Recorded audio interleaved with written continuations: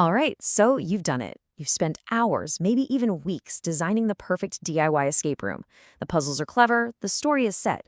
But now comes the hard part. The most important part, really. Your players are about to walk through the door. So let's dive into the playbook for how you, as the game master, can make sure they have an absolutely unforgettable experience. This quote really says it all. It's from a guy who spent 200 hours, I kid you not, building this insane Cthulhu-themed puzzle box. And when he was done, he realized something profound. All that work, it was just the wrapping paper. The real gift, it wasn't what was inside the box, it was the experience of solving it, the journey. And that's exactly the mindset you need to have. So, here's how we're going to break this down. First, we'll talk about the big challenge every game master faces. Then, we'll walk through 3 core principles: setting boundaries, giving hints, and managing the game's flow.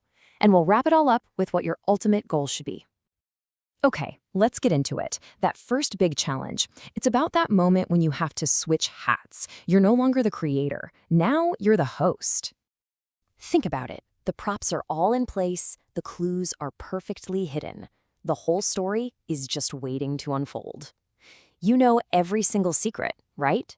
But the biggest wild card, the one thing you can't predict, is about to walk in.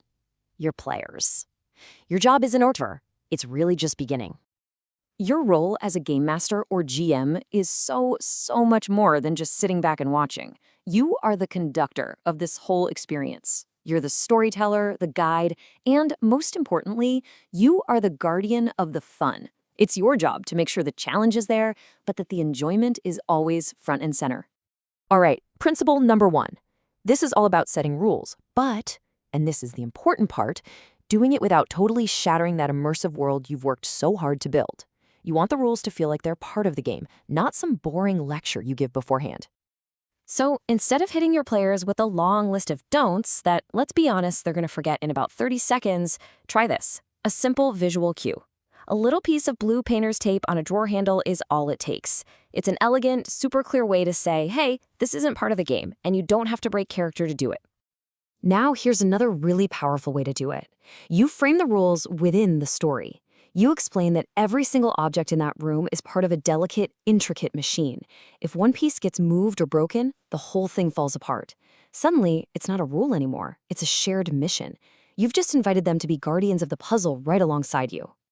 Okay, principle number 2, and this one is absolutely crucial: the art of the hint. A good hint can save a game from grinding to a halt. But how you give that hint, well, that changes everything.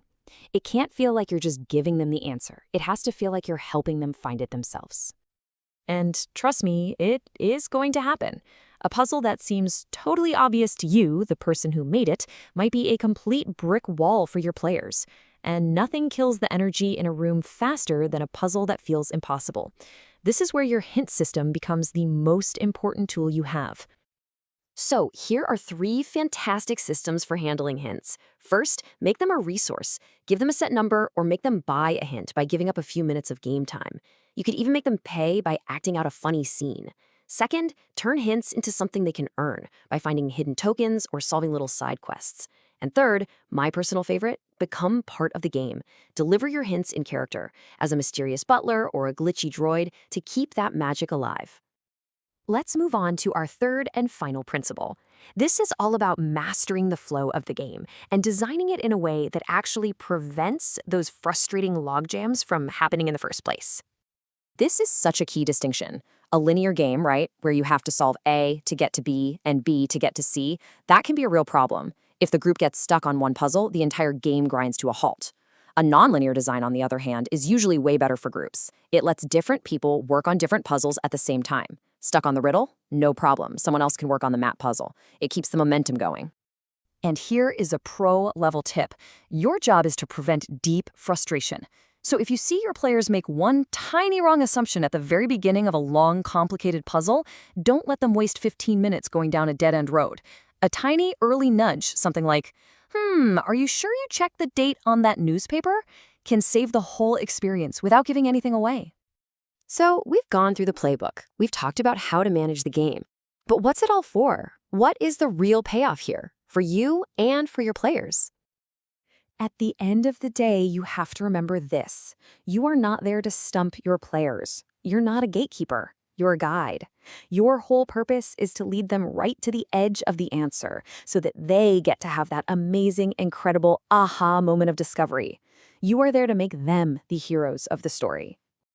Let's circle back to that creator of the Cthulhu puzzle box. For him, the real prize wasn't just that his sister-in-law solved it. It was that they both loved the journey.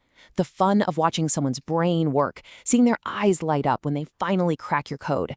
That is the real reward for being a game master. With these principles, you're not just a puzzle maker anymore. You're an experienced weaver. You have the playbook. You know how to guide your players, how to manage their frustration, and how to lead them to that final triumphant moment. Now go create an adventure that is just as much fun to host as it is to play.